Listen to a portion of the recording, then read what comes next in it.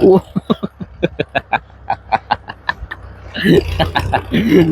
เอฟซีหน้าให้หน่อยกว่านี้มีอีกอยู่บ่เบิ่งให้นี่ที่ว่าน้อยเลยดินี่มาเบิ่งให้นี่บ้านนี่โอ้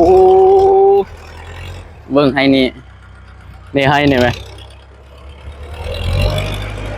เนี่ยเบิ่งนี่น้อยกว่านี้มีอีกอยู่บ่พี่น้องหน้าพี่น้องเดี๋ยวสิให้เบิ่งให้นี่เอาให้นี่ก็น้อยคือกันวะไถหน้าให้น้อยมันเป็นอะไรรถไถใหญ่ไถเนี่ยมันเป็นหน้าแบบหน้าเอารถไถหน่อยเนาะไถหน้ารถไถเดินตามดูให้ซ้ำกับปั่นเนี่ยมั้ย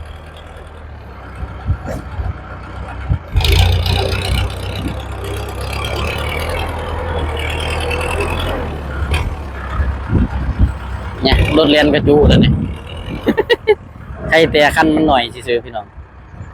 แต่คันใหญ่เนี่ยโอ้บ่อยากจะพูดเลยสลับหน้าเปลี่ยนหน่อยนั่นมันมีแต่ให้หน่อยเด้อนะ2ให้นะ2ให้นี่ก็น้อยคือกันเออ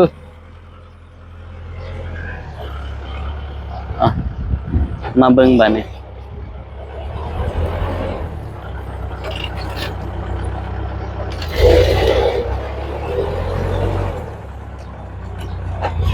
เก็บมุม4มุมครับ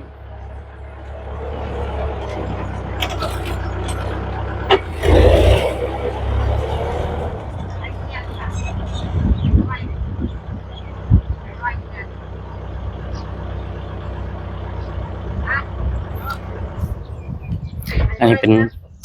ไฮตะกาบ่ดูเนาะนี่2เปียงน่าสิเอาแบบคันแท้ออกรถ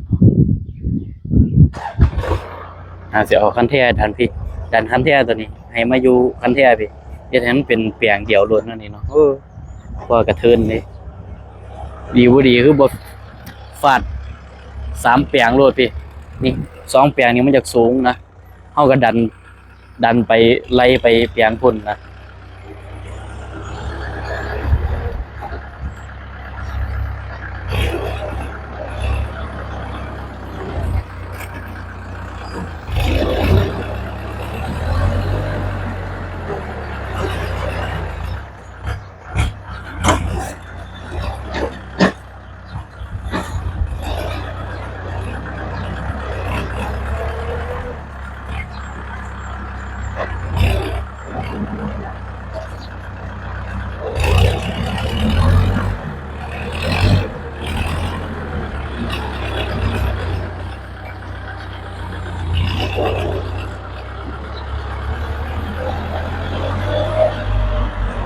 แต่ละคนก็ไถบ่คือกันนะครับก็แล้วแต่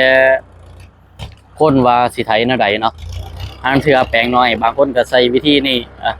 อีกคนก็สิใช้วิธีนึงนะครับก็ถามว่ามันช้ามันเร็วก็มันขึ้นอยู่กับถนัดเนาะถ้าคนถนัดแบบนี้เขาเฮ็ดแบบนี้มันเร็วมันก็เร็วเด้พี่น้องบางเทื่อพี่น้องมาเฮ็ดแบบไถแบบนี้ปึ๊บพี่น้องว่ามันช้าจังซี่แต่คนอื่นเฮ็ดเนี่ยมันเร็วแล้วพี่น้องว่าไถแบบพี่น้องเฮ็ดเนี่ยมันเร็วแต่พอคนอื่นไปไถแบบพี่น้องเฮ็ดกลับกลายว่ามันเป็นช้าไปเพราะฉะนั้นความถนัดมันบ่คือกันนะครับเห็นบ่รถเรียนก็จูเลยเนี่ยเรียนยังบ่พออีหยังอยู่จูล่ะ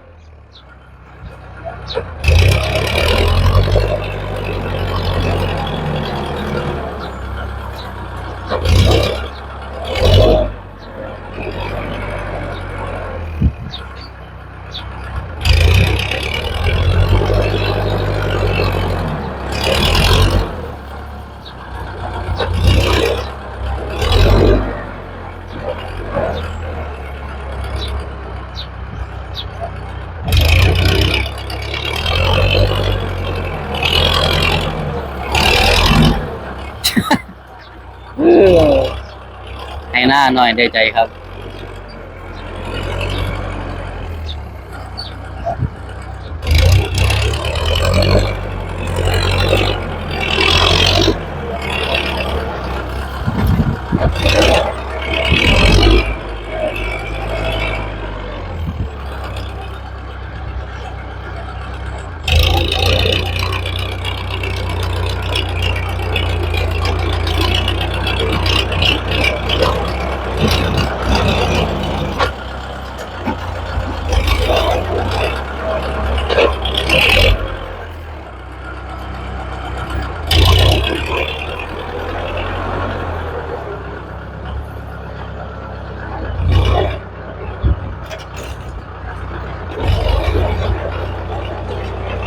ตัดหัวงาน